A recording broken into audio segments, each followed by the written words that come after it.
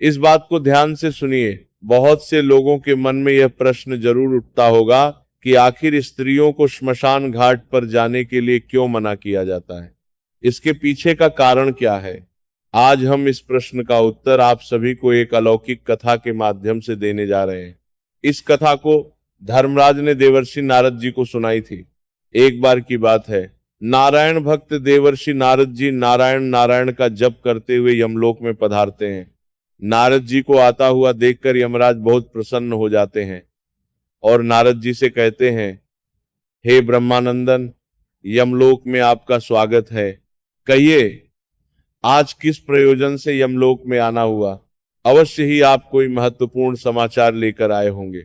यमराज के मुख से यह बात सुनकर देवर्षि नारद जी हाथ जोड़ते हुए कहते हैं, हे सूर्य तनय, हे दंड धारक, मैं आपको सर्वप्रथम प्रणाम करता हूं।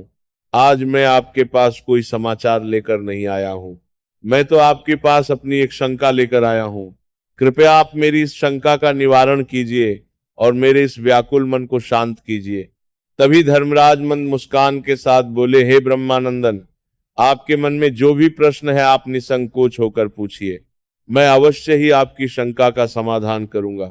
फिर देवर्षि नारद जी कहते हैं, हे सूर्य तनय धर्मराज, मेरा पहला प्रश्न यह है कि मनुष्य गरीबी से मुक्ति कैसे पा सकता है, और मेरा दूसरा प्रश्न है कि किस कारण से स्त्रियों का श्मशान घाट जाना वर्जित है।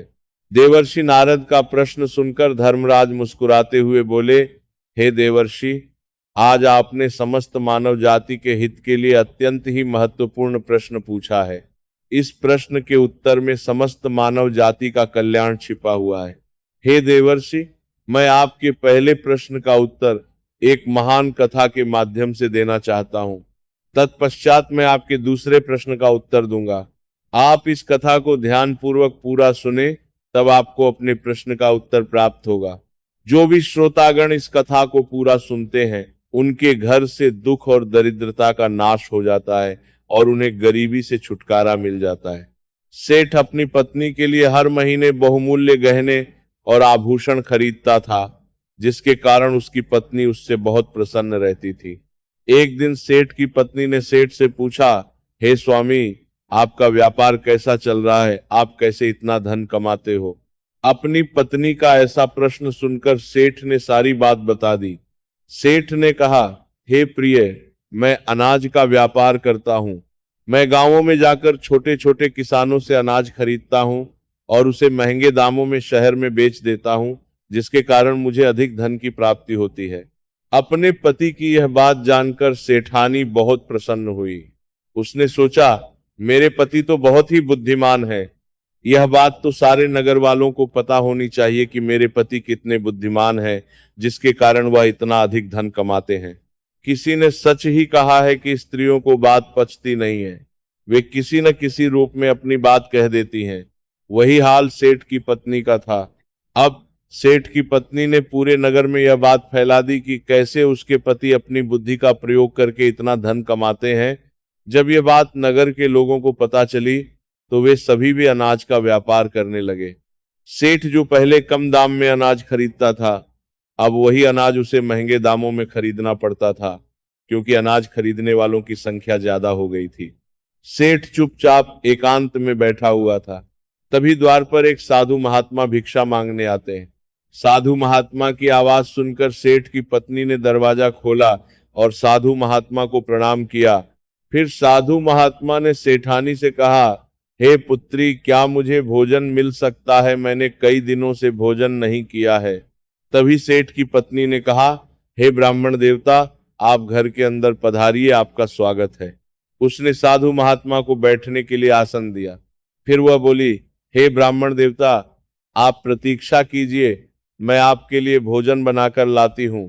थोड़ी देर बाद वह साधु महात्मा के लिए तरह तरह के व्यंजन बनाकर लाई और साधु महात्मा को खाने के लिए दिया।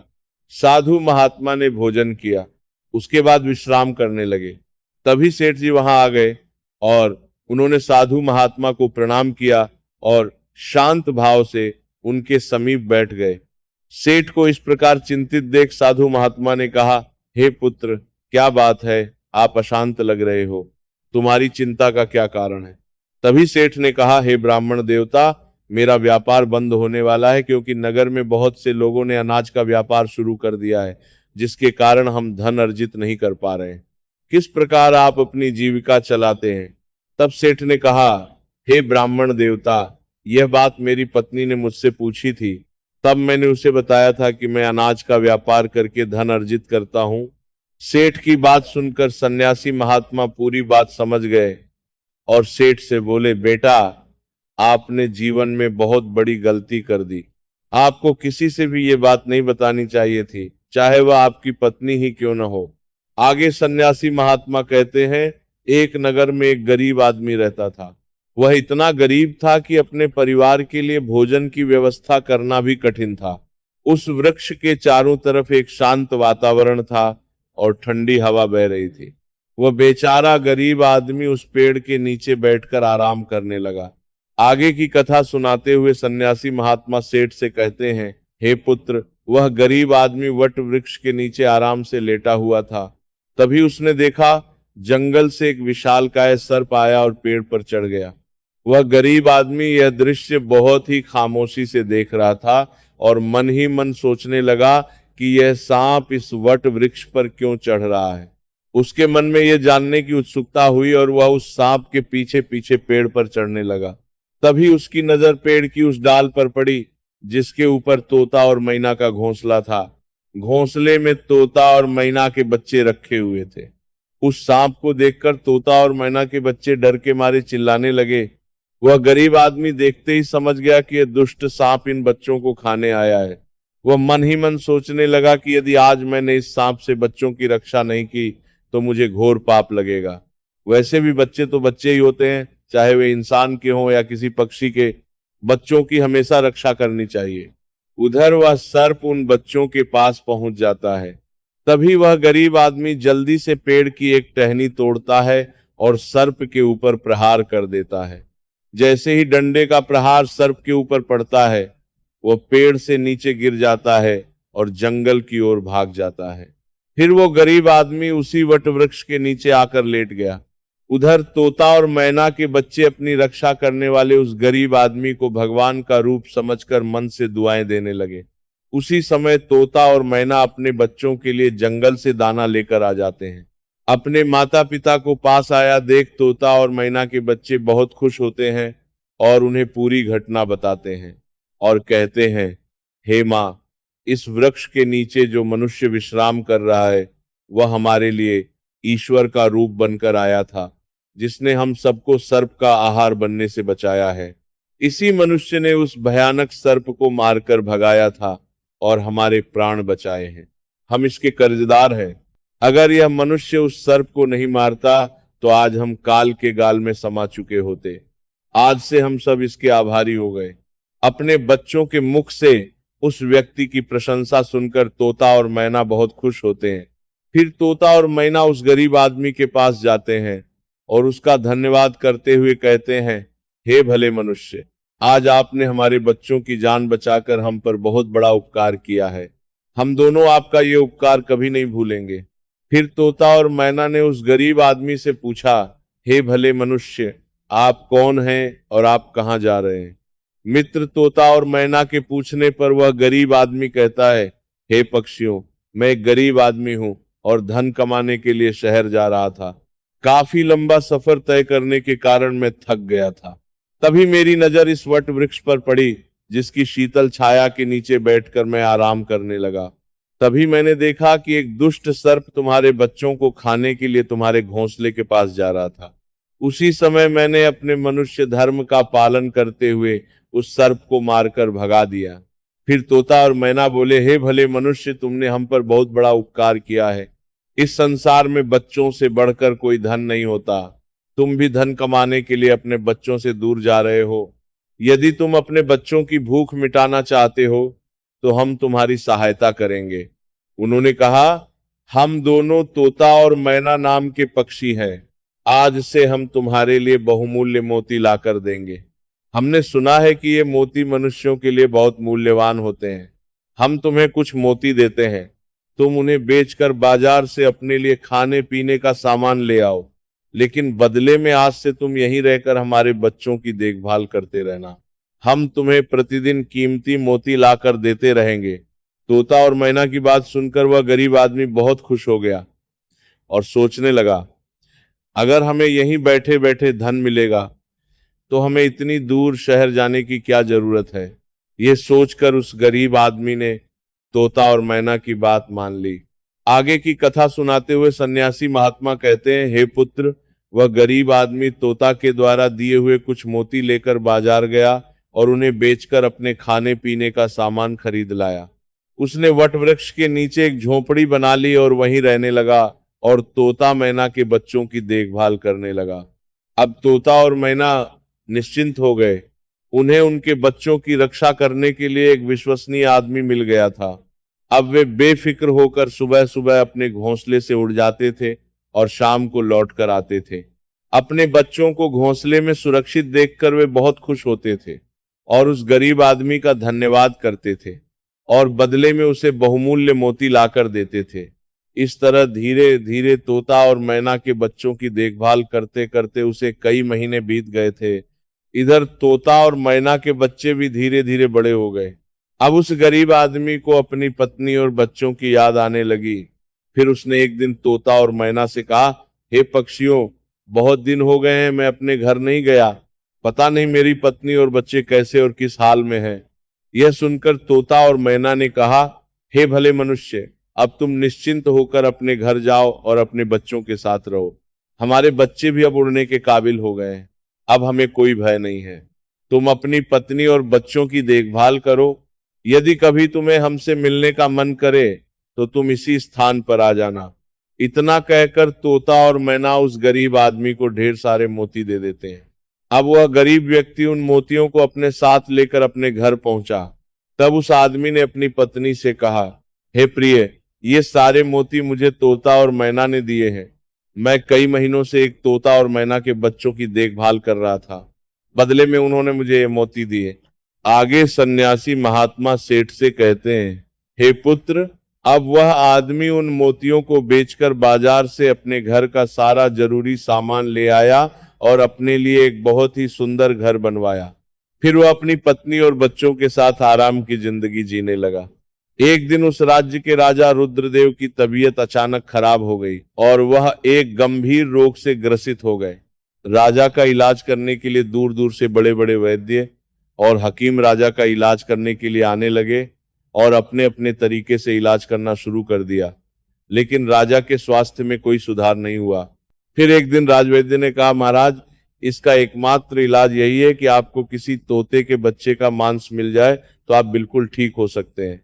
वैद्य की यह बात सुनकर राजा रुद्रदेव ने अपने मंत्री को बुलाया और कहा, जाओ, इसी समय राज्य में घोषणा करवा दो कि जो भी व्यक्ति राजा को तोता लाकर देगा उसे 100 स्वर्ण मुद्राएं उपहार में दी जाएंगी।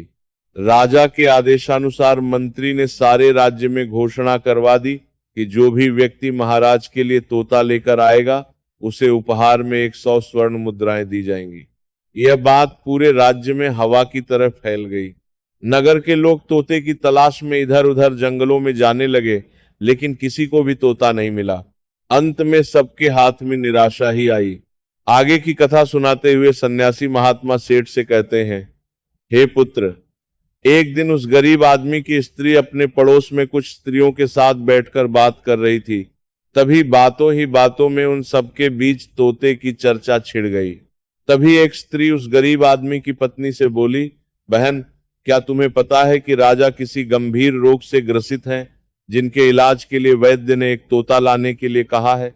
वैद्य के कहने पर राजा साहब ने तोते का बच्चा लाने का आदेश दिया है और साथ में यह भी कहा है कि जो भी तोते का बच्चा लेकर आएगा उसे 100 स्वर्ण मुद्राएं उपहार में दी जाएंगी। आगे वह कहती है, हे बहन, तोता लाना कोई आसान काम नहीं है। यदि इतना ही आसान काम होता तो राजा के पास इतने सैनिक हैं, वे कब का ले आते। जब उस गरीब आदमी की पत्नी ने यह बात सुनी कि राजा साहब बीमार हैं और उन्होंने घोषणा की है कि जो कोई उन्हें तोते का बच्चा लाकर देगा उसे उपहार में 100 स्वर्ण मुद्राएं देंगे, तो यह सुनकर वह बहुत खुश हो गई। उसने कहा, अरे बहनों, तोता लाना कौन सी बड़ी बात है। मेरे पति तो कई महीने तक तोता और मैना के बच्चों की देखभाल करके आए हैं, वह एक नहीं कई तोते ला सकते हैं। इतना कहने के बाद वह अपने घर चली गई। नगर की स्त्रियों ने जब उसकी यह बात सुनी तो उन्होंने यह बात पूरे नगर में फैला दी। जब ये बात राजा रुद्रदेव को पता चली कि उनके राज्य में एक व्यक्ति है जो तोता और मैना के बच्चों की देखभाल करता था और वह उनके लिए तोता लेकर आ सकता है, तो राजा ने तुरंत अपने सैनिकों को आदेश दिया कि जाओ, उस आदमी को पकड़कर मेरे सामने उपस्थित करो। राजा का आदेश पाकर राजा के सैनिक उस आदमी को पकड़कर राजा के सामने लाकर खड़ा कर देते हैं। राजा ने उससे क्रोधित होकर कहा, इतने दिनों तक तुमने मुझे तोता लाकर क्यों नहीं दिया? जाओ, इसी क्षण तोता लेकर आओ। यदि तुम मेरे लिए तोता लेकर आओगे तो मैं तुम्हें उपहार दूंगा, परंतु तुमने छल करने की कोशिश की तो तुम्हें मृत्युदंड की सजा मिलेगी। राजा की यह बात सुनकर वह आदमी घबरा गया और बोला, हे महाराज, आप मेरे प्राण ले लो, पर मैं आपको तोते का बच्चा लाकर नहीं दे सकता। मैंने तो उनकी जान बचाई थी। एक रक्षक भक्षक कैसे बन सकता है?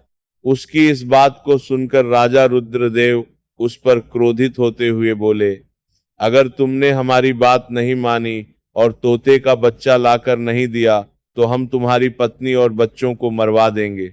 आगे सन्यासी महात्मा सेठ से कहते हैं, हे पुत्र, मनुष्य सबसे ज्यादा कमजोर तब पड़ता है जब उसके बच्चों की सुरक्षा की बात आती है।